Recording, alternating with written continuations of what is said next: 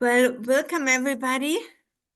Thank you for joining us in this next advisory meeting. My name is Bärbel Erik. I work at Land and Water Conservation Department together with Joanne and Michelle and Stephanie. And I would like to just go over a couple things in reference to having our meeting go the most smoothly it possibly can. We would like to invite you to use your digital hand when you would like to say something. And that is if everybody goes with their browser now with their cursor on their cursor down to the reaction button, react, and then it has a raise hand option. And of course, just the reason for that is that whenever you do that, the Zoom transports your personal screen right up front, and it's really easy to see you. And then we will call you out so that we go through the order of what people, when people raise their hand.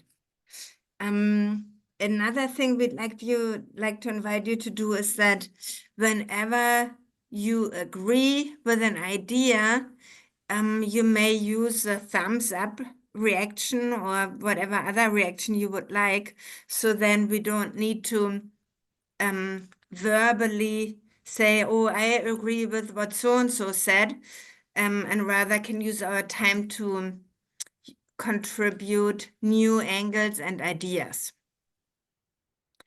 We'll go through a number of different items that are more like to get us grounded, and you saw that information already in the summary that Joanne had sent out.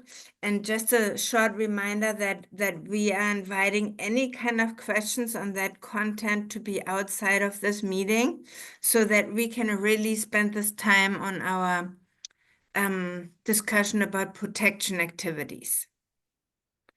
And that's all that I have right now. And of course, you can also put questions in the chat as they come up in reference to what we will be discussing in the protection activities. If for whatever reason you don't want to talk, and Joanne will let us know when we're ready to be in an interactive phase of the meeting. So with that, I'd like to throw it over to Michelle, who I don't see. Is Michelle here? Yep, I'm Yes. here. Thanks, Bärbel. Can you hear me, everyone? Yes. Okay, thank you. All right. I was hoping nothing changed in the couple of minutes that we started up here. So, well, hello, everyone. It is good to see everyone. I know it's been a little bit of time since we had our last advisory group meeting. Busy summer, I'm sure not only for us, but for everyone else. And Joanne's been hard at work revamping, reworking, really doing a lot of data crunching here to get where we're at today. We had, I think last meeting, it was, I don't want to say it was a rough meeting. It was a tough meeting with a sense of we kind of learned some things and had to kind of reevaluate a few different directions that we thought we were going in the right direction, but just had to kind of pivot just a little bit. And so we did, and hopefully we're at a better place right now, but that is why we have our advisory group meetings, because it isn't only us internally in our own little bubble trying to work on this. We want to make sure that we're getting all that feedback from the group and incorporating that and coming out with the best product that we can at the other end here. So thanks for the work in the past to our group. I know there's some familiar faces in here. I know there's a couple of people that have since found out about the lake classification project, and we've invited them to pop in, and some others have different roles that are joining us today. So I want to say welcome back to those that have helped in the past, and welcome to our new partners within the whole grander scheme of things here. So thanks everyone so much. As Bearable mentioned up top, we kind of gave a little bit of, I don't want to say ground rules, that's a little strong, just kind of some suggestions as to where we kind of see us going and using the hand and trying to keep us on task. We're gonna try to make it to where everybody gets to say, and we can kind of get down what we can and make this as short and as good as can be with the meeting, because I know everyone's time is valuable here today. So I do want to say thank you so much. It is appreciated that everyone is here tuning in and working with us on this important task. And I'll be quite blunt and honest. When I wrote the grant a couple years back, I knew it was going to be a big project. I didn't think and realize just how big this was going to be. It is like a big tarantula that grew extra legs and is walking through our office here. So Joanne, I know you've done a great amount of work. I really appreciate the work you've put into it, Bearbell, and the sidecar there, and certainly Stephanie has contributed as well here. So thanks, team. Great work internally here. So I think that is all I am going to ramble on about. I'll let Bearbell moderate the rest of the meeting. I'll chime in when we can. Joanne, I am going to let you hit the road here with your presentation and catch everybody else up. And yeah, don't be shy, everyone. Okay. I will switch to sharing. Just give me a moment.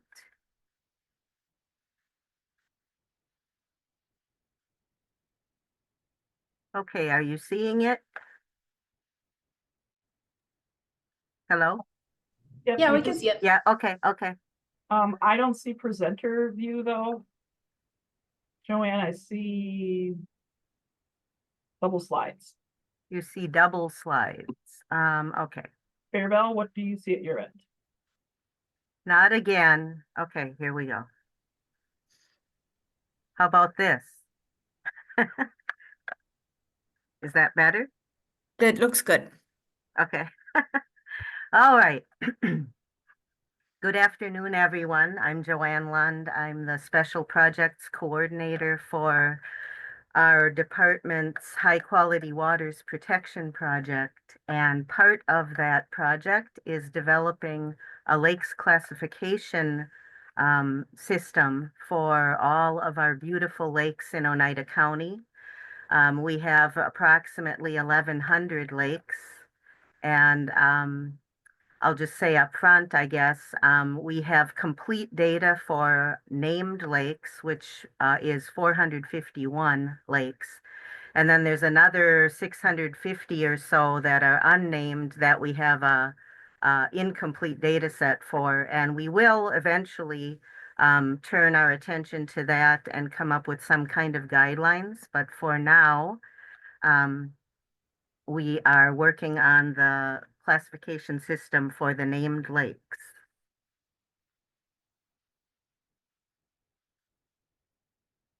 I'm not advancing. There, okay. Okay, and so for the purpose of this project, lake classification considers a lake's sensitivity to outside stressors by assessing its natural physical features and its current overall health status, including the health of the lands that surround the water body.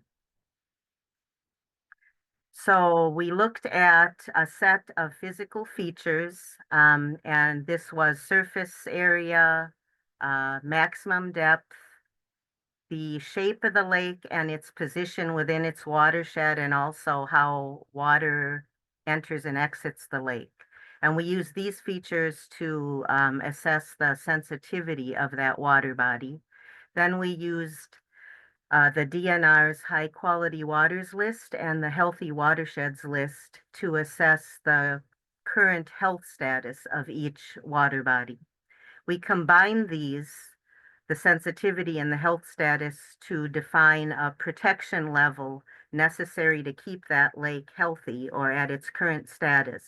And these are also their lake classes. So the protection level and the lake class are somewhat synonymous. as a reminder, I want to say that the primary goal of this project is to keep our highest quality waters high quality. A lot of other projects have aimed to restore impaired waters, but this project, the primary goal is to keep the high quality waters at their current state. So it's a little bit of a different focus. So an example of a lake with high sensitivity, generally speaking, it's small and shallow. It would have a relatively long, irregular shoreline, and it would be located at a fairly high elevation in its watershed, so a headwater lake or a spring. A lake with lower sensitivity would be large and deep with a relatively regular shoreline and located at the lower end of the watershed. So this includes lowland drainage and drainage lakes and impoundments. So then when we were having in-house discussion about the health index, it just didn't feel right to say that some of our lakes were had lower health or low health, because from a statewide perspective, all of the lakes in Oneida County are very healthy, relatively speaking. So we, since I sent out the first round of summary materials, we changed the health index categories to healthy, very healthy, and extremely healthy to reflect that. So this slide has a lot of information on it, and pretty soon we'll be in discussion. I just wanted to give a little bit of background on what we've done so far. So again, we're working with the 451 named lakes. If you look at, so this area is the sensitivity assessment from the physical characteristics, and then this is the health rating. And we assigned then protection levels and put them into these lake classes. So in the class 1, the highest sensitivity that we feel we would like to direct the highest level of protection toward, there's 133 lakes. In the middle section, there are 287. And then in class 3, not that they don't deserve protection, but they may need less of a focused effort to keep them healthy. That is these 33 lakes. So just to give some like a verbal descriptor, it's right from the chart above it, but a lake with high sensitivity to outside stressors and a healthy rating will merit the highest level of protection because it's highly sensitive and the lands around it aren't as healthy as they could be. And also, though, a lake with high sensitivity surrounded by extremely healthy lands and also with healthy water quality would also receive the highest level of protection, because this project aims to preserve those high quality waters. In class 3, lakes that have a lower sensitivity to outside stressors and a healthy or extremely healthy rating would, it's not that they don't deserve protection effort, but they would receive lower protection level, a lower level of protection effort. So let's see, I gotta come back here. Okay. Okay, so we want to first have a discussion about risk factors. And so we had in-house discussions, and then some of this came from our last advisory group meeting, looking at those outside influences that were considered stressors to our lake. So one that we focused on was whether or not it had public access. Another one is its current aquatic invasive species status. We also developed a new variable since our last meeting called development density.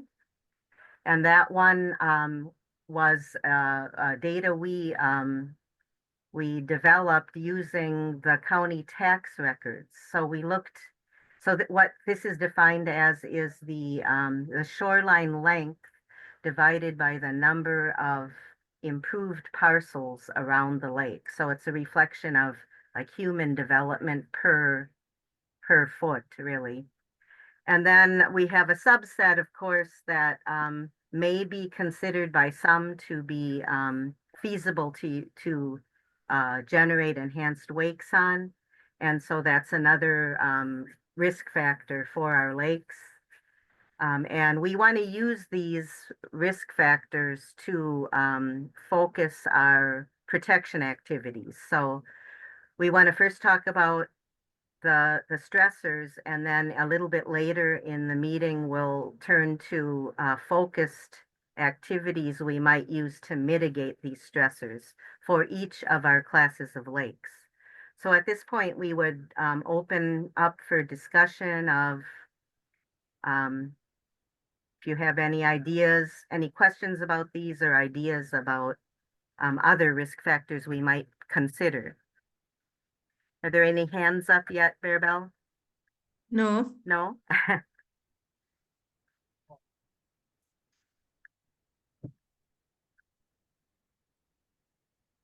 So I mean, in the information I sent out, I'll just talk a little bit about the enhanced wakes.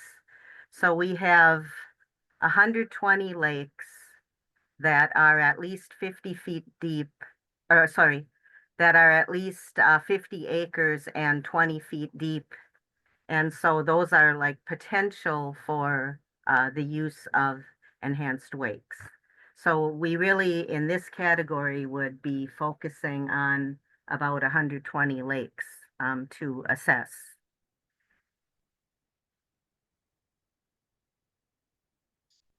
And we Okay, had, oh, we do you have have a some hand? people. Okay, Yeah. okay, good. Stephanie.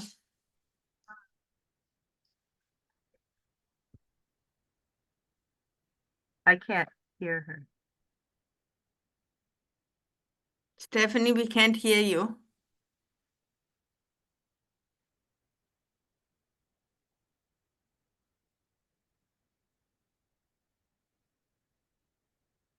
Mm. Okay, Stephanie, you're muted now.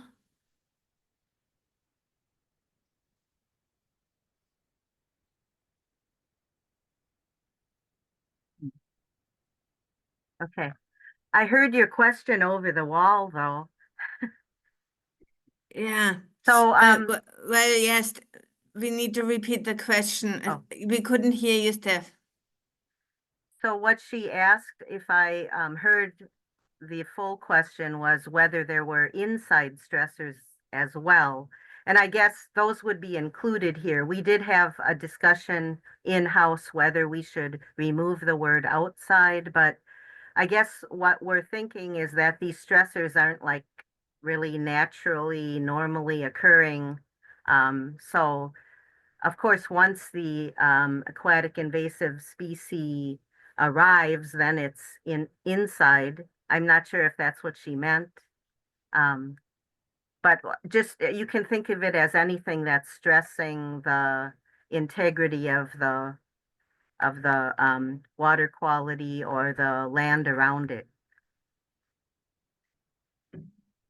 Yeah, if there's anything else to the question, maybe you can put it in the chat. Yeah. If the audio isn't working, Steph. And then we could go on to Carrie right now.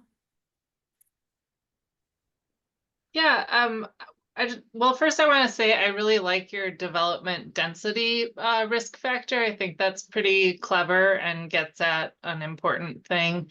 In addition to it might just be the watershed development, not just the parcels around the lake, although that's Right. really important. You could look at, I know one measure that's been used in several places is like the percent of the watershed that's forested, and they typically use like a 70% cutoff. And I think that data might be in the Healthy Watersheds data, but that might be an additional way to look at development impacts to the lake. Yes, can I speak to that? Definitely. Okay, all right, so that is part of our health index. So it's part of it is the healthy waters list, and the others, we use the top 30% water priority watersheds statewide. And so that's based largely on the percentage of the land that's forested. So it's kind of built into the health index. And then we also did Upper Wisconsin River Valley watersheds as priority. So the same that the DNR considers among the top 30%. So I think we've covered that. I believe we have. But it's a good point. It's an important point. Okay, well, yay, Katie. Nice to see you. Yeah. Hi, can you hear me? Okay. I Mhm. can hear you. Okay. Yeah, I was gonna say what Carrie did. So well, that was one point I was gonna make about looking at the watershed land cover. I guess I don't know, depends how you are gonna use the risk factors. I mean, if the risk factors themselves will then be used to develop strategies and actions, it might not be duplicative then to have it here as well as in your protection priority analysis, Oh, from I healthy see, yeah. watersheds. Mm-hmm. But the actual point I was gonna step back a little, because earlier you talked about kind of the classification, the lowest class would be healthy and then getting better Yeah. from there. Just some food for thought, like there are impaired waters in Oneida County, Mm-hmm. and I didn't look at exhaustively, but I just looked up one, for example, is listed for excess algal growth. So, you probably do still have some nutrient pollution and those kind of issues. So, Well, yeah. is that Well, I didn't is that mean, still healthy?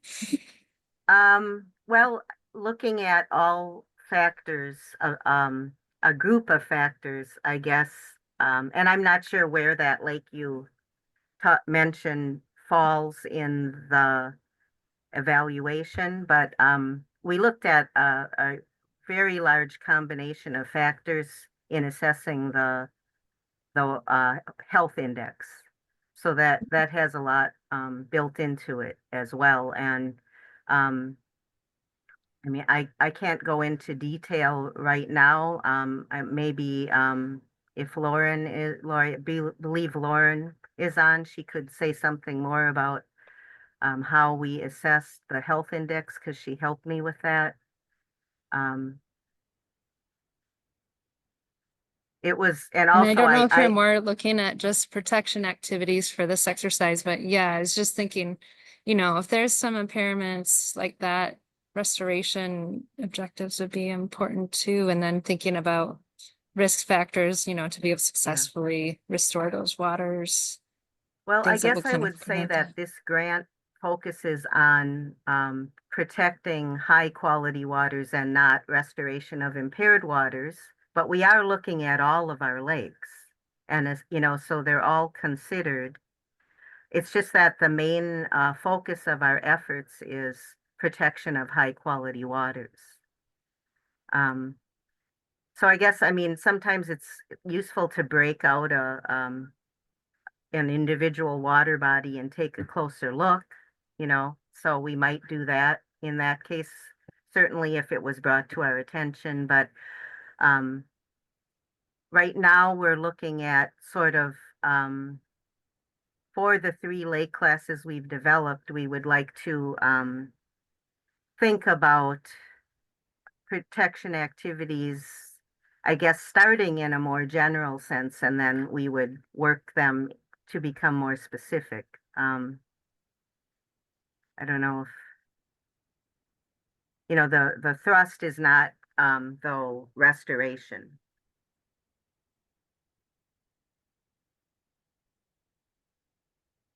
I don't know.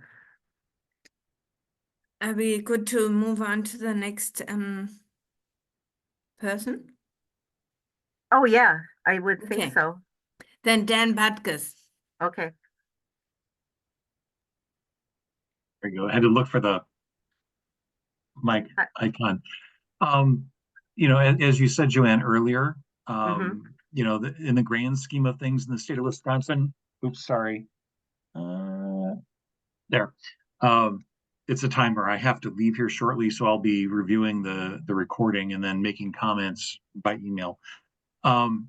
But in the grand scheme of things in the state of Wisconsin, the lakes in Oneida County are all considered healthy. We're very healthy or extremely healthy. So going to the question of impaired lakes, I can point to Lake Emily in the town of Crescent. Has an impairment. However, if you look at the impairment compared to the entire state, Yeah, it's still pretty darn healthy. yeah. So, there's, and its impairment, there is actually, I believe the impairment is mercury, if I'm not mistaken. And so there is nothing that can be done with, it's just a natural occurrence, and that's outside of the realm of this particular effort. So, I personally, I'm satisfied with what you have. I mean, I don't think there's really, we may come up with other stressors, and whether they're outside or inside stressors. I mean, maybe the better word is non-natural stressors. Yeah, yeah. Just I don't know how you define that, but I think for our purposes, we understand what you mean by that. Thanks, Dan. Yep. Yeah, we struggle with terminology a lot, and we're kind of just defining terms as we go along. And there are lakes too in Stella that now have really high PFAS levels. But if you look at other characteristics of the lakes, they're still considered pretty healthy, relatively speaking. So, yeah.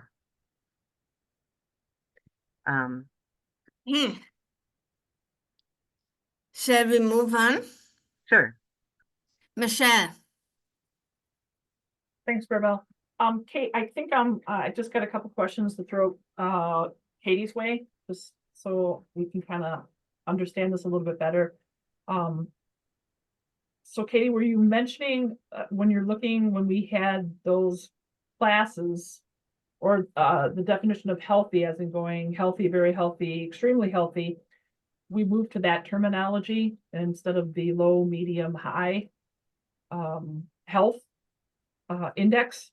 So if there's something that could work better, I mean, we are open, or that is certainly something we changed last week, looking at it just as a I don't know, just maybe more feel good, or more it just felt better going at it that way. So we're certainly would be open to other naming if that were something that we should be at. And I think the other question you posed, Katie, about restoration, and I think that's a great question. And I don't think, and as Joanne said, our grant project is focusing on the healthy waters. But the lake class, I think, goes beyond that in some ways. So I don't know. I mean, that's a question to the group. Should we or do we not put a restoration and activity in there as a restoration? When we were kind of throwing activities around, protection activities, I guess in my head I wasn't thinking restoration, but that doesn't mean that we can't. And maybe asking the group as a whole, should we? And that's a great point, Katie. Thank you for having us think a bit about that, or at least had me thinking about it. I can just say quick too. I think some of it is me coming in late to the game here, not realizing that you were focused on protecting high quality with the exercise. So when I see lake class, I just was thinking about all of the conditions. So yeah, that's a question for you guys to wrestle with. Thank you, Katie. And yeah, we got Mary.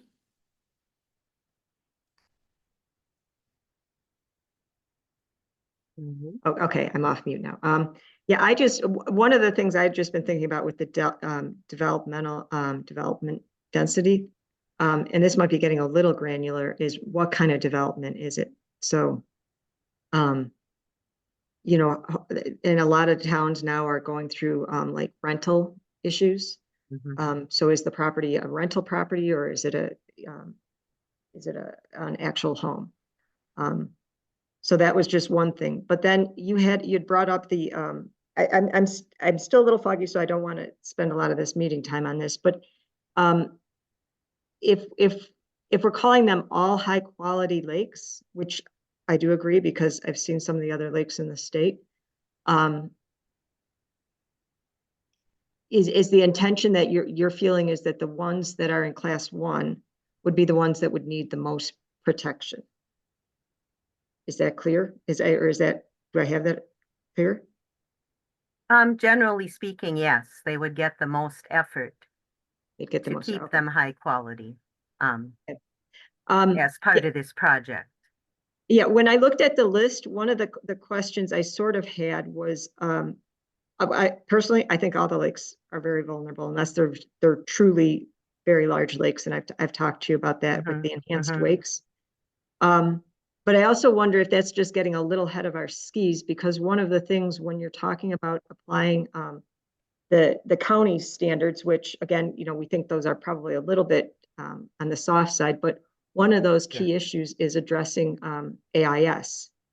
Mhm. And so that kind of, you know, when you're looking at what are they going to be most vulnerable to, you know, if there is no remediation in place, no decontamination for the ballast tanks, they're all, I mean, it kind of intertwines with AIS then, and it becomes sort of, Mhm. well, we can't even get to the point of the wake because they are going to be distributing AIS. Mhm. Is sort of how I look at it. And then the other thing is you know, when you start looking at the enhanced wakes, then you know, are the shorelines armored? If they're not armored, they're going to be armored. And so then that's degrading the high quality water because now we're Mhm. armored shorelines. Mhm. So it's a slippery slope with the enhanced wakes, is Yes, saying. yeah. So, I mean, that's what we want to get at with our protection activities is some of the things you mentioned. And there is overlap between these. We don't mean to imply they're completely isolated in any way. Uh, and you know, I guess we know that some lakes have aquatic invasive species. Many lakes have multiple. So that's what we want to get at with protection activities. So we're not implying that they're all, you know, that there's not, that there aren't any issues with any of them, but just that, you know, relatively speaking, statewide, they're in pretty good shape. And we want to keep them at least where they are now. So, you know, this is the purpose of these protection activities. Mhm. So Yeah, and I guess if designing something that aims to mitigate or remove a particular AIS species in AIS, you know, it can definitely be part of this project. Mhm. You know, so Yeah. I mean, that is a restoration, but it's just not the main goal. Right. Well, then, because then I had a question on that, because like for AIS, there are some lakes that don't have any serious Right, AIS. They don't have EWM, they don't have right. spiny water flea. And so just regardless of their class, wouldn't they require some sort of extra protection to keep them in that category? Yes. And this is where we kind of struggle, and one of the reasons why we, want your input is because in a certain sense, you look at our lakes and they all require protection. Any lake that hasn't had any identified invasive species, you would want to shield that lake, regardless of class. So, and sometimes something might apply to 2 different classes or even all 3 classes, but we're trying to fine tune this, not that we won't have some protection activities that would apply to all, like all the lakes that we consider shielding lakes that have not had invasive species identified. And and then we have lakes where we have known aquatic invasive species, and so those are considered containment lakes. So we would like to build that sort of terminology into some of our protection activities. But yes, it's hard because there's a lot of overlap, and we want to protect them all, Yeah. Yeah. And we're not saying that class 3 doesn't need any protection. Although it kind of, relatively speaking, it sounds like that, but we don't want to give that impression.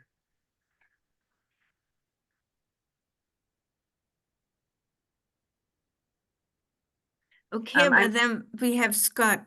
Okay. Hi, Scott. Hi, Joanne. Yeah, thanks for talking us through this. I guess just thinking about outside stressors, I mean, my mind kind of went where Carrie and Katie went. And I understand like the watershed is considered in the health index. Mm-hmm. And I guess just thinking about maybe even a more direct stressor, I was just thinking even about like point sources. Mm-hmm. So not necessarily watershed. And I don't know if this is captured, and maybe Lauren or Aaron can tell me right away if this was captured in the healthy watersheds layer real well.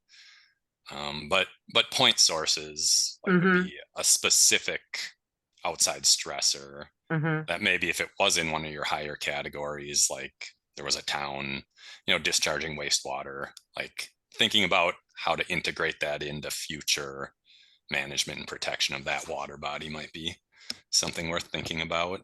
It's a pretty specific thing, and we could come up with a list pretty quickly. I don't know. I guess I just wanted to throw that out there as well. I guess I think it's part of the health index, as we considered a lot of things like outstanding resource waters. But like as you said, Lauren or Aaron could speak to that better.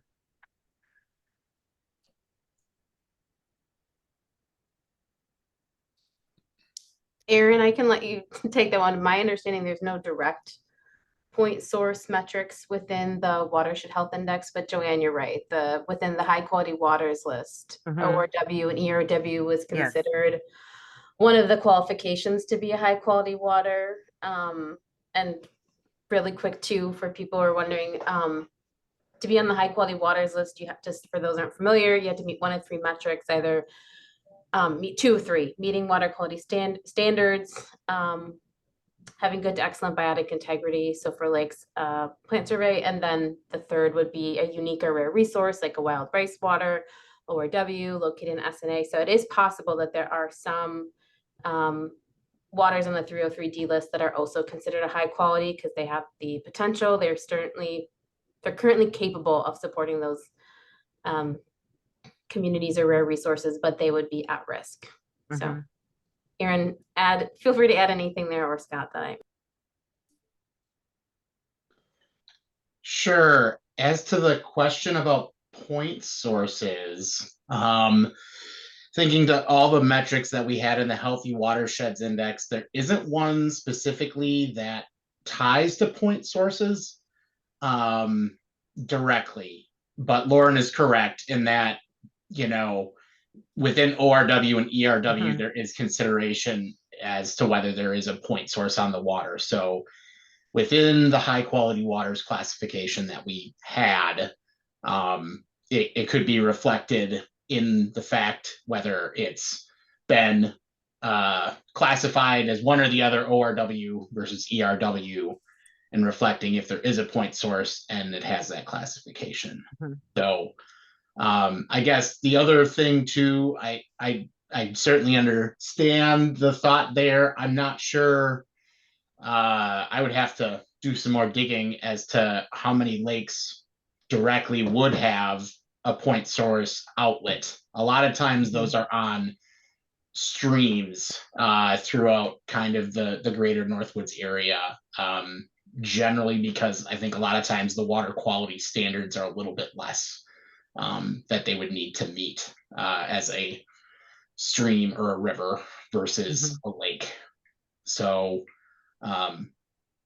just kind of a general comment there, but no, was not in the modeling directly as to whether there was a point source directly on the water. But I mean, that is something that could be considered as a Right. potential risk factor, I suppose.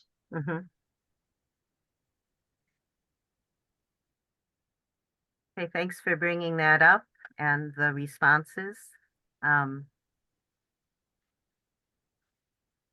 could say something else about the development density. So we met with our land records people, and that the variable as we developed it was something we felt like we could feasibly do in a timely fashion. I agree that the type of development is, it should be considered or is important. And this development density as we have it is simply improved parcels around a lake. So it's the length of the shoreline divided by improved parcels. It could be a garage, it could be a $500,000 mansion. So it is a kind of simplistic in that way.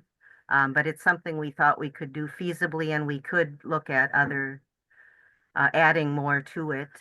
So we'll take that into consideration. Yeah, and there are a couple hands up, and is there either Scott or Katie, so are you still wanting to say something on the stressors right now? And Scott, I don't know if your hand was just left up from behind. Yeah, okay, good. Katie, thank you. Yeah, and I don't know if you're kind of following the timeline you want, so we can stop too. I just thought I'd put out a couple other thoughts that aren't kind of captured yet. So one, well, Lauren mentioned the wild rice, that maybe some of the special species are kind of captured in that healthy waters. Another one that I'm not sure if it's captured in healthy waters is like cold water fish. And I'm gonna basically with these next ones, I'm gonna putting on my climate change hat and thinking about climate types of stressors. So maybe like that could be something useful is to identify where there's cold water fisheries and thinking about vulnerability to warming, and there an action item oftentimes is really just protecting the watershed and trying to keep really good water quality. So at least you can maintain that side. And then as far as like another related to kind of climate impacts with more extreme precipitation and maybe just changing the balance of precipitation evaporation. We know with our seepage lakes, we could get much more extreme or, more dramatic changes in water levels with wet years and dry years. I don't know, as far as what you do about it, part of it's just education. But it could be interesting to look at like how armored are the shorelines and how many like boathouses and things are close to shore, and some of the seepage lakes that might have more flooding in the future. Another thing kind of related to the precipitation side might be thinking about stormwater runoff. And again, you're not like Milwaukee County or something, but which lakes have more urban development and storm flow, and what could be looked at there in terms of reducing runoff. Mhm. And I guess you could think about that. And I mean, you've got your development density, which would give you some of that perspective for like residential homes right around the Mhm. shoreline. But maybe there could be some urban areas to think about too. I guess Yeah. those are the main thoughts. Mhm. Another one that I'm interested in exploring down the road, but may not be for your classification, is thinking about just this kind of interesting concept that more Clearwater lakes are likely going to warm faster than some of the more stained tannin lakes. Mhm. And then that could mean all kinds of things, right? But it might not be that helpful for you at this point to add that piece to your classification. So anyway, just Yeah, wanted to share some of okay. those thoughts. Yeah, well, thank you for those. Yeah. And I want to point out that Lauren and Aaron have been posting information in the Oh. chat on some of the questions that may be coming up. Okay, And I think in the interest of time, it might be helpful if we start moving into the protection Yes. activity. And I would just like to sum up that there's so many different entities and units we could consider for classification. It's just a matter of choosing what can we do with what we have from where we are. And this is what we came up with. So Mhm. there's certainly always room for improvement. Thank you, Bearbell. Okay, so I'm gonna move on, but we will be continuing discussion. So I just have, want to reiterate, some more, from the information I sent with the meeting notification that, for the purpose of this project, the lake classes will help us determine, protection activities to mitigate these outside stressors that we've been discussing. So when we're choosing protection activities, we'd like to design a variety that are appropriate for different types of groups with different resources. So lake associations, some government administrative groups and nonprofit agencies, and also for individual landowners. So just the kind of thing we're looking for. I'm giving a general example here.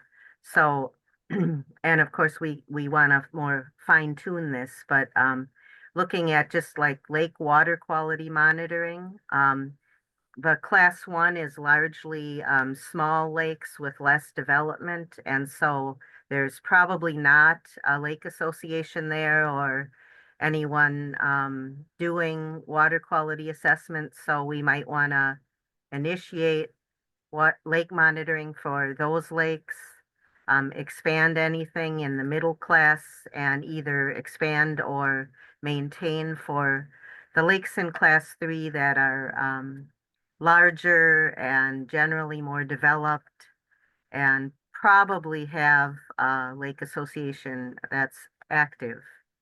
So that's just sort of laying a little bit of groundwork. And so we thought we'd start with class 3. I have repeated a list of the stressors here, just to have them in front of you. But, and also listed, of those 33, there's a few specific examples so you can kind of keep your mind on, something that's more familiar to you. And we just want to throw around a lot of ideas, and then we'll go back to our in-house discussions and something, we want some materials that from which we can work. So we need some ideas on how we might start designing these protection activities. And I guess because for the purpose of this meeting, we can just look at the ones we've already kind of outlined. So public access is pretty, it's pretty straightforward. It has public access or it doesn't. How would that look different you know, in the 3 different classes, you know, the level of development. I don't know if you have any general ideas to add. And then just from here, I just have just the 3 classes. So at this point, you could probably start throwing out ideas about protection activities at any level. Because we need all 3 for comparison. They're all relative. So do we have any hands up? Not right now. Yeah, this is where in our in-house discussions, we kind of get stuck, like, because sometimes it seems like we really want to protect them, so they start looking really similar. But of course, then what is the point in developing 3 different protection levels? So we want to protect them all.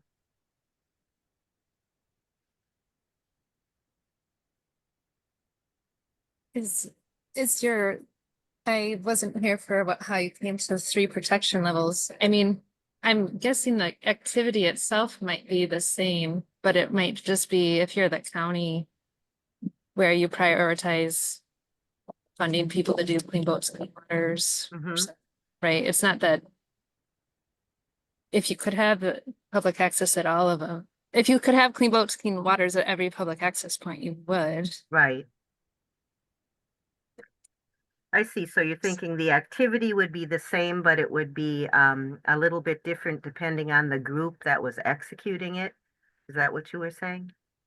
Yeah, like, Yeah, yeah, I it's can see always, we that. talk about that a lot, like, if it's an individual lake association, and maybe they could look at the suite of activities and decide maybe what's the greatest risk factor for them. You know, maybe for them, Mhm.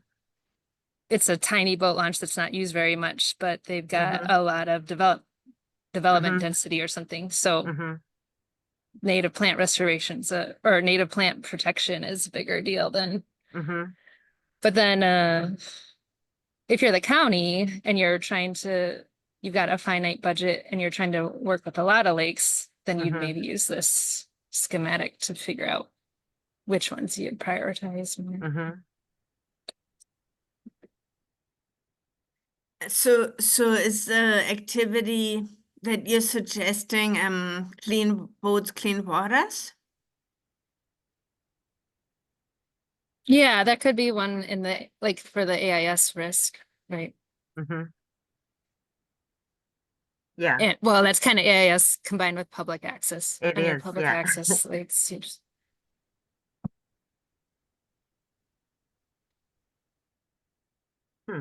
Yeah.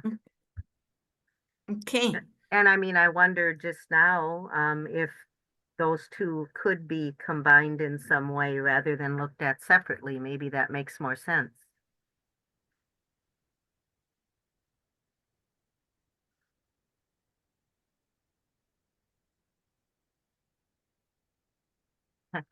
So our intent is that we're gonna collect the protection activities here at the side of the slide. So I'm writing clean boats, clean waters. I see it, yes. And Stephanie,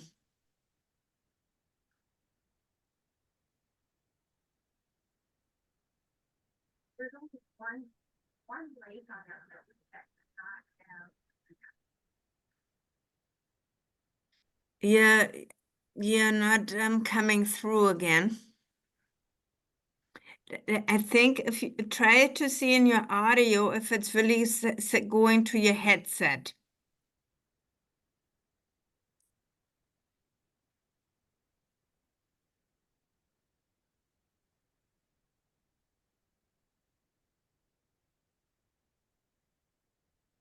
I can't.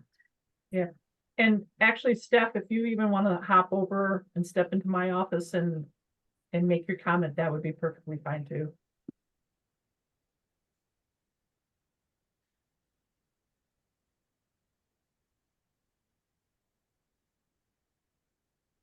Okay, here comes Steph. Okay. Thank you. Yeah, we can't hear you. Sorry about that, everybody. Okay, so I'm looking at the list and Second Lake, Stella Lake is the only lake on there that does not have an active CBCW project and or some sort of a grant project or a lake management plan or something like that. So I think that, I don't know how you want to include that into the equation of all that, you know, take Mhm. those into consideration already. So I just Mhm. wanted to FYI you on that. Oh, okay, thank, Thanks, that's Stephanie. good to know. Yes. Yeah, and these are just examples too, so. Okay, then we have Mary. Yeah, when I was looking at this, what I was thinking is not to blow the classes apart, but is it a maturity level of where you are? Because when I look at this and I look at those lakes and the ones that I'm familiar with, and I'm like, okay, they all have public access. They're in differing stages of having to deal with AIS. Lake Tomahawk, you know, has tremendous problems right now with EWM. I understand they got a little bit of that under control. So what is it that they could be doing as Lake Tomahawk, as opposed to one of the lakes that you now have classified as like a class 1 or class 2, because they just have different resources available to them. So they all should be protected and they all need to be protected, but they all have different resources available to get them to that point. Mm-hmm. You know, they have different development density and there's different things they can do because, you know, specific to their lake, but also just the resources they have in terms of putting together, you know, the Healthy Lakes program or doing other things. Mm-hmm.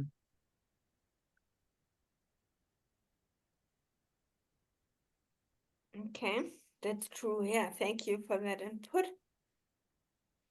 Mary. That was Mary, I think. Yes. Oh, I'm sorry, Scott. Yeah, I guess I'm just going to echo what Katie and Mary said. I feel like the activities could be the same for each class, and Uh-huh. you know, they're just prioritized maybe for the higher classes if Yeah. resources are limited to do them. Mm-hmm. But I guess just throwing out a couple other protection activities. I mean, I always think land preservation, you know, Mhm. if there's undeveloped land, keeping it that way is about the best thing we can ever do to protect lakes. Mm-hmm. So I guess I'd throw that one out there for enhanced wakes. You know, even on these lower level lakes, like if they're, I'm just scanning that lake and maybe they're all big and deep enough, you know, to accommodate wakes. But I could see maybe if it was like just a shallow lake or something, or a smaller lake, even if for some other reason it was class 3, like at least putting signage out about Mhm. the enhanced wake issue at lakes that might be affected by that Right. could be a protection activity. Yeah, we've talked about that. Okay, those are good points. Yeah. I Thank guess those you. were off the top of my head, the ones I had. Yeah.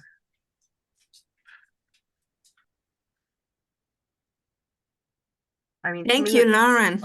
okay, go ahead. I'll just keep on building off others. And I Okay, really good. I really like what Carrie just wrote in the chat as well, and what Scott just echoed. And obviously, think that land preservation and working with your local land trust is really critical in engaging the landowners on that lake. Mhm. I was also thinking about other tax incentives, so especially large tracts of forest near your enrolling in MFL. But Mhm. I'll plug too with Healthy Lakes, since Scott and I are both on that planning committee.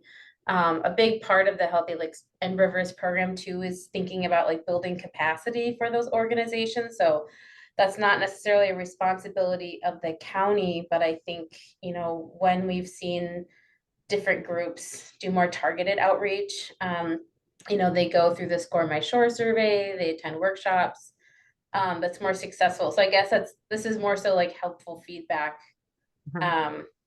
that we need to continue working on that capacity building for organizations and walking them through the tools and resources. I think the tools and resources are out there. It's just a matter of making them aware of them. And like Mary said, they're all going to be at different stages, but just You know, I'd rather see them do one thing really well than try to do 10 things at once. So, you know, really put their energy around, you know, healthy lakes and rivers practices and doing them at consecutive properties so that you get a greater benefit from that. Mhm. And I know didn't read Katie's full comment, but I know that Violas is working on their voluntary shoreline protection ordinance as well. So I'm very supportive of anything along that lines. I'll pause now. Okay, thank you, Lauren. This is all great food for thought.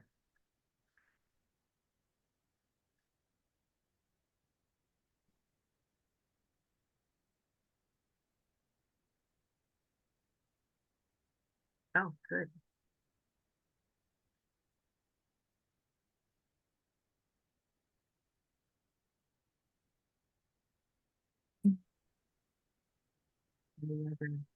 There's Let's do the Katie. hand Hi. with my video instead. Yeah, just bringing up the stormwater kind of concepts again. I think there could be like protection plans could include some kind of a stormwater Mhm. management plan, and it could be, like I was saying, the individual property owner like, thinking about runoff on their property Mhm. to like more at the, you know, township scale or Mhm. some. Okay. Michelle? Okay, I just am gonna go back to a couple notes that I had, and maybe this has already been answered by Scott, and maybe with the preservation or protecting a forest. I like the concept when we were talking about risk factors. We had talked the watershed as a whole. And I know we included that in there, but I do like that concept of looking at watersheds as a whole and then looking at a percent forested. Mhm. So I guess my question is beyond, like if we were looking at this lake classification beyond preserving what is there, what would be more specific working at that watershed level as an activity? I mean, I find I find that very interesting. I'm just wondered, I think Scott, you had brought up, if I'm not mistaken, I'm sorry if it wasn't you, but I know watershed had been brought up by somebody. And just wondered if maybe that person could address maybe a more specific protection activity that maybe we haven't touched on here, but I did like that. And also the point sources is interesting to looking at that. And I think we fleshed that out a little bit earlier. But yeah, just commenting if someone or somebody's could maybe put something toward the watershed angle, that would be great. Yeah, and there's some good ideas in the chat that Carrie and Aaron have brought up that would be worthwhile for us to read in between. Oh, definitely.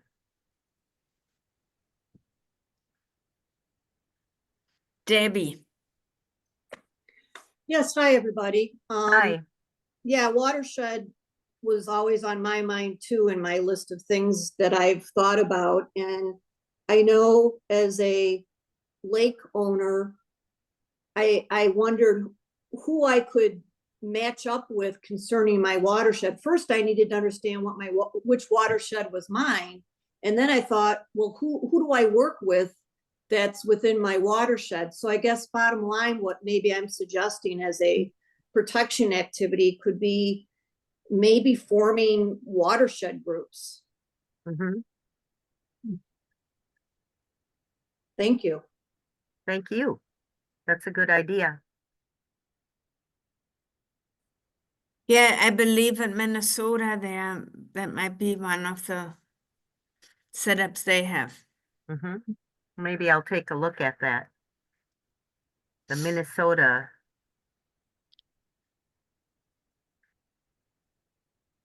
watershed protection.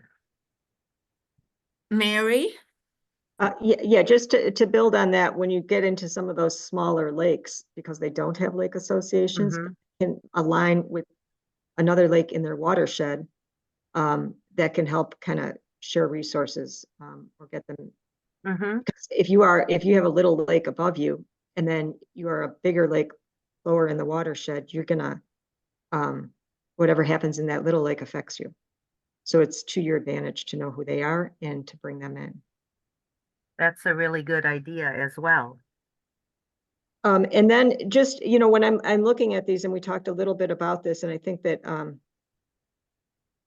not to belabor the enhanced wakes thing, but there's different levels of protection, in terms of the enhanced wakes. The county has, what they're calling their minimum. And I think Yeah.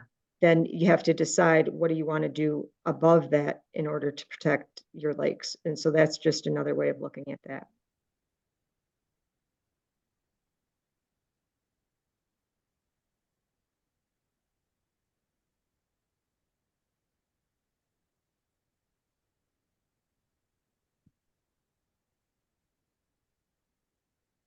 Michelle, I guess I have a question for the group, because there was a couple ideas that came up that I thought were interesting, that may help us with our struggle of how do we change the protection activity between classes? And Scott, I know you had said something, or had agreed about having the activities stay the same Mm-hmm. across the classes. We would just be prioritizing them. That is an interesting concept. Mm-hmm. The other, maybe this is where the question comes in, because I think the original intent from our team was that we were going to come up with this list of protection activities for each classification, just a list. I mean, there wasn't going to be necessarily a prioritization, or it be defined by group. But obviously, there are different people working on our lakes. Obviously, as a county, we're going to be looking at, as someone mentioned, the clean boats, establishing or getting personnel over to particular lakes. Whereas a single lake group is really looking and honing in on what activities fit that particular group. So I begin to wonder and ask the group what this list may look like. Would it be, is the way to go is to have that protection activity and prioritize? Then I question, well, a priority list would almost have to be between a smaller, like a individual lake association, or to a county. Or do we slide in protection activities to different or for different groups that may work on one lake or more than one lake? So it kind of seems like this list that I thought was so simple, and that we may think that here is this protection list or activity list, may look a lot different. And things are just kind of swirling in my head with that. But if anybody wants to make a further comment on that, I for one would love to hear it. And I'm just going to advance to the next slide so we have something different to look at. Whoops. Sorry, going the wrong way. But this is a great discussion. I want to hear responses to what Michelle just put out there. But we can look at some other lakes examples in class 2 for now. yeah, that's a good idea. We do have some raised hands. I don't know if they're in response to Michelle. Carrie and Scott, is it directly related to Michelle or a new idea? Mine's related to Michelle's question. I was just kind of, as I was trying to brainstorm activities in my head, I was thinking about it in the sense of, you could lump these activities by things. Well, it was on the slide prior to these, right? It was like, what can individual landowners do? What can lake associations do? What can county, township, government, NGOs do? So that would be, in my mind, like a logical way to organize these potential activities. And then you could kind of, I don't know, you could have a table that's like, is this what what threat you're considering trying to address and what are some of the activities you could consider under that threat. I don't know. So Mhm. one potential way to organize it. Mm-hmm. That's a good thought.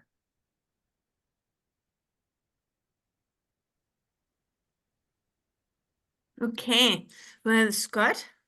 Well, I was pretty much just going to say the same thing. I mean, I think like basing protection activities on like the stressors makes sense to me. And then there are going to be some protection activities maybe that the county has more capacity to be able to do than a small lake group. Mhm. So basically what Carrie just said, like the I was just thinking that the protection activities could be based around the stresses, protection Mhm. activities for each stressor. And then it might logically fall out that certain organizations might have a hard time like buying a big chunk of land, so Mhm. then it Right. might sort itself by the capacity of the group trying to do them. Mm-hmm. And we could also like lay out some example, like is there funding for this or that, to help the different organizations know. Mm-hmm. Well, I guess that's almost, like a later development. If we're brainstorming on what protection activities would be ideal, then just based on that, rather than thinking about how funding's gonna come, otherwise we're limiting ourselves and our ideas. Yeah. But it's good to toss all of this around though in the process. Yeah, I guess I said funding because I don't want to limit us at this point, but when you get to that point, Mm-hmm. if there are limits for organizations that funding could help, it might be good to put those out there. Thank you.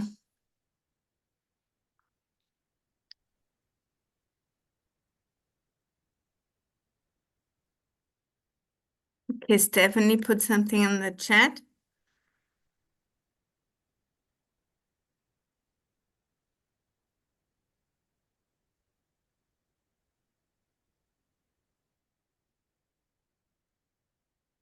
Yeah, these are some really great ideas. Does anybody want to contribute anything verbally anymore?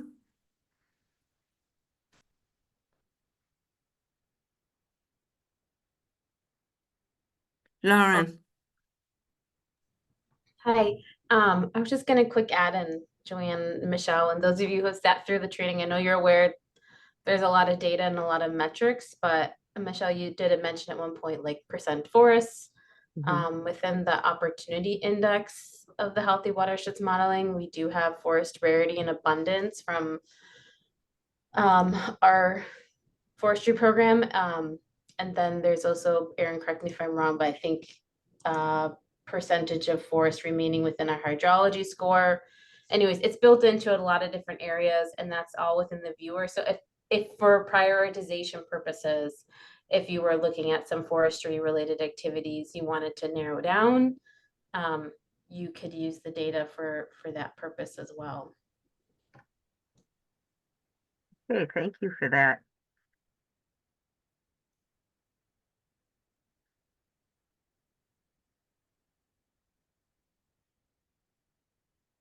I have not yet.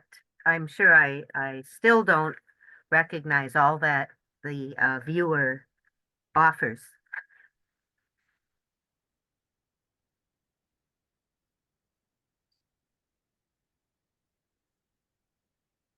There's a lot there.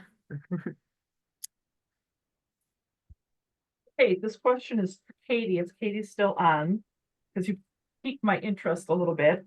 When you talked about climate change with warming, with clear water lakes warming faster than stained lakes, what would vegetation, what would be a possible protection activity there? Would native vegetation or emergent vegetation beds or awareness, protection of, where might we kind of not maybe specifically hit that, but I mean, I find it of interest in the climate and the warming climate. If maybe there's an idea or two that might be circling that you might have pertaining to that.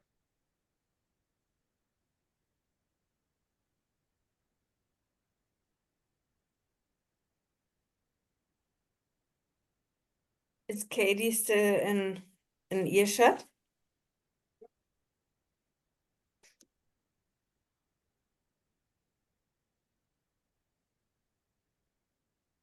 And if she's not here, I'll track her down later. Yeah, we can always reach Yeah. out to her. That's no big. Yeah. Mhm. So, I'm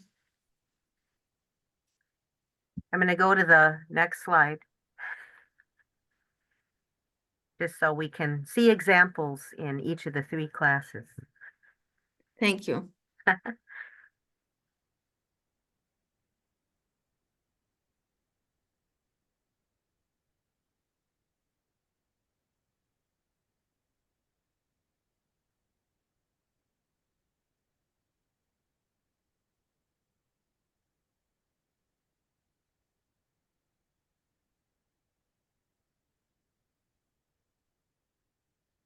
Yeah, so at the moment, the idea is to look at each of the stressors and then through the classes with, well, I wrote some of the ideas down, but there's a lot in the chat, which we will be saving the chat and, Oh, and go definitely. through that just to show everybody. Mhm. And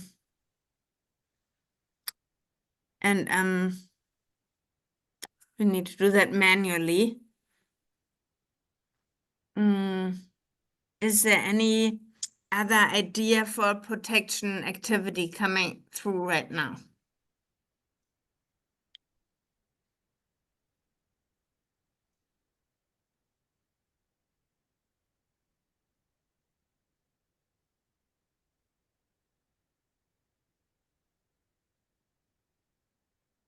Aaron put something else in the chat.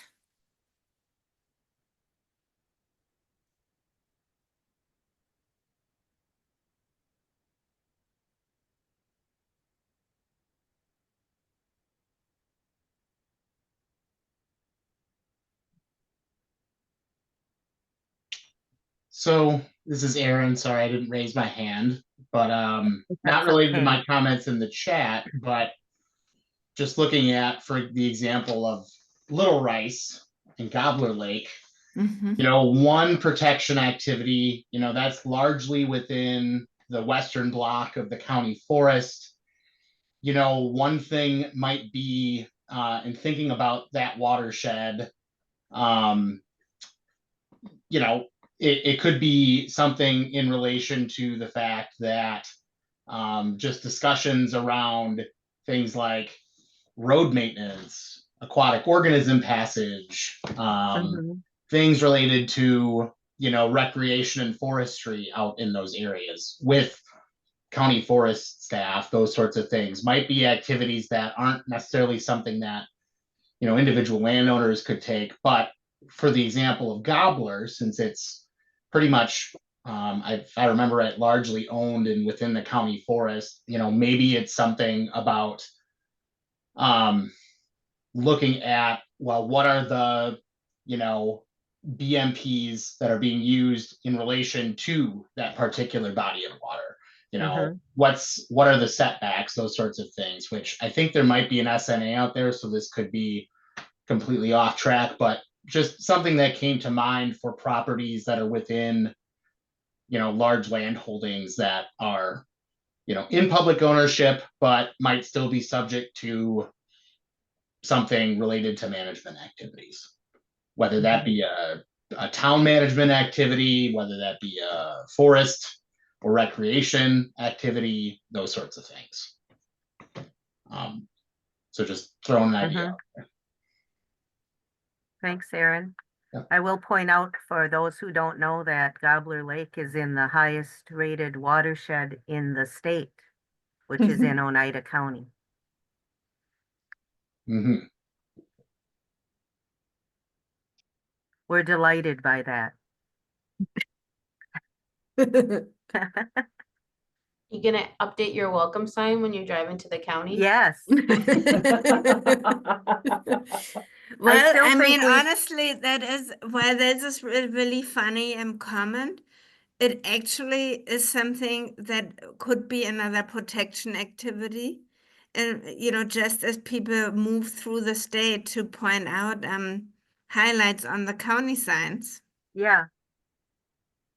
I still like the idea of having watershed festivals, but that's down the line a bit. But just to promote, people being proud and feeling ownership in their watersheds that are really very healthy. Yeah, that makes a lot of sense. And I see other people liking that idea Yeah. too. So maybe it'll happen sooner than later. Yeah, we also have the number 3 rated watershed in the state in Little Willow River out on the west side. And we have Debbie. Might be Willow River. Yeah. Anyway. Oh, yeah. Debbie. I see that Katie and Stephanie talk a lot about shoreline runoff water throughout this conversation. And I'm wondering if another protective activity could be a development of like a homeowner management program of some sort. Something where somebody comes, checks your property, gives you suggestions maybe on how to adjust for runoff water or what you can do for erosion, so that the property owner is, trying to do anything and everything they can to maintain the water quality. There are some programs out there like that. Maine, for example, has their Lake Smart program, and Vermont has their Lake Wise Award program. So maybe kind of look at those two programs and think about maybe we could develop something like that. Would Thank you you. repeat the name? Yes, the Lake Smart program In Maine. Mm-hmm. And the Lake Wise Award program in Vermont. Thanks for that. Thank you. Mm-hmm.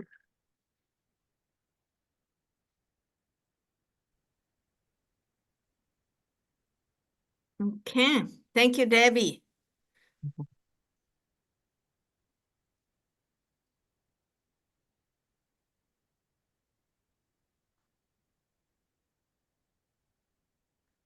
Well, we have a few minutes left. If anything else is coming up on that topic, maybe, or Joanne, do we want to open it up to other questions or? Well, we could take any closing comments or at this point, anybody has.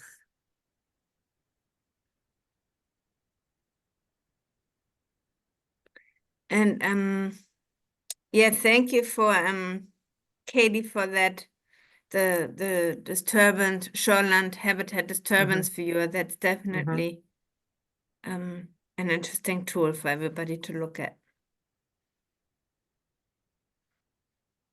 Michelle, do you have any closing comments for us? Yeah, I think I'll just wait just a couple seconds. I see Okay. Scott's hand went up. Okay, And then good. I'll chime in when all hands are down. All right. Yeah, I guess I was just gonna say, and I've heard people kind of allude to kind of watershed health and what could happen. And I think about shoreline zoning as well. And some of it seems a little out of lake citizens' control sometimes, but I guess where I was going is maybe, a table about those types of topics that lets people know who the right people that do influence those decisions and rules are and who they can talk to. Shoreline zoning is just one example, like Aaron brought up, lakes that are surrounded by lots of public land, and the management of those public lands could affect those lakes, but then people need to know at what point they can get involved and who they can talk to influence those decisions that are being made. So I guess Oh. I'm just envisioning like some sort of table, you know, about some topics like that give people an idea of how they get involved in the public process to give comments on different things like that. I don't want to get overly political necessarily, but I do think talking to the decision makers that actually get to decide where forest is cut close to lakes, or, you know, how shoreline zoning rules may be changed. You know, it's important for the public to know who those people are so that they can, and what opportunities there are to provide comment when it's available, when it's open for it. That was it. Yeah, that's a good thought there.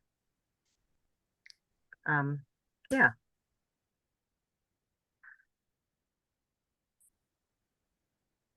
Because a lot of people don't know who to talk to about things like that. So might be something we can come up with.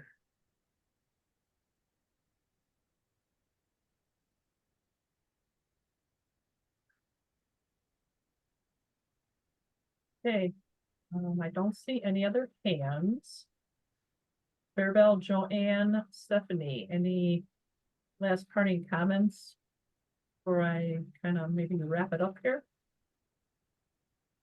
Well, I just would like to say thank you to everyone for your time and all of your thoughtful ideas, and we'll be definitely taking them all to heart and putting some of them into practice.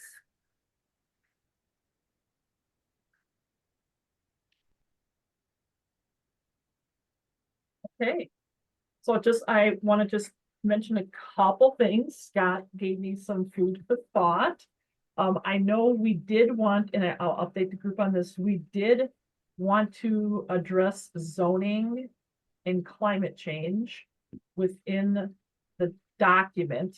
It will come out in different ways, probably within our protection activities, but we did want to have a narrative within the greater lake classification document. And I think funding can certainly be placed within that. I think that's a great idea. And I really also agree with, I think Scott, you nailed it on the head with some type of table, some type of connection piece for people to connect better with, because I think even working that into a protection activity to where people and Lake Association members can advocate for their lake, for their watershed, for the county, and who are those people or organizations. And thank you, Aaron, for bringing up Gobbler Lake, because I wasn't even thinking Oneida County Forestry, right? All of a sudden, lots of thoughts are going through my head with connections of the forestry department, and you know, how do we connect with that?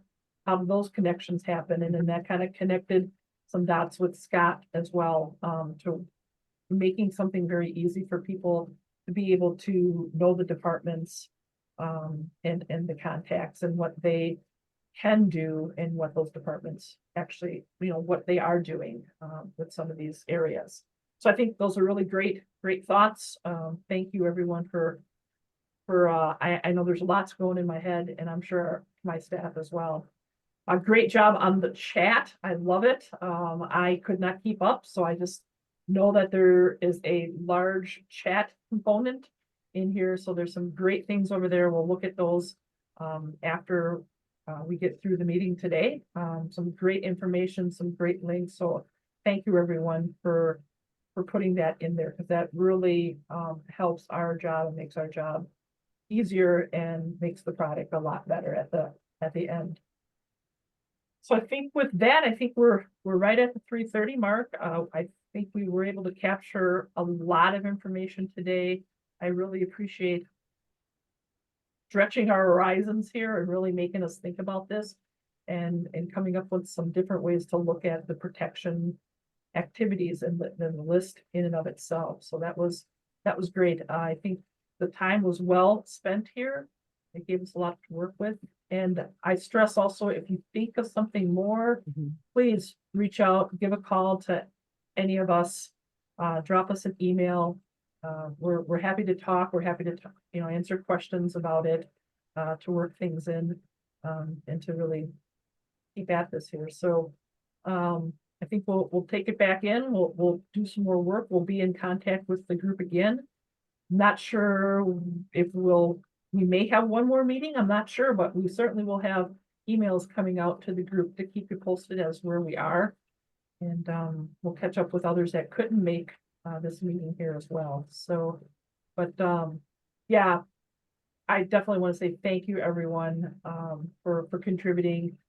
Without you guys, we would be, I don't know where would we be, honestly, because you guys have been of great help. Yeah, thank you very much for everybody also to contribute to a really productive communication style. Yeah. Yep, it was really great today. Worked out real well. And if there's Michelle, nothing- so I'm gonna come over to so we can make sure we have the chat. Okay, yep, I won't stop off here. But thank you, everyone, and please feel free to reach out. We're here. But thank you again and have a great rest of your week. Thank you. Thank Bye, you, everyone. everyone. Thank you. Bye, Yeah. guys. Bye. Thank you. Thank you so much. Welcome.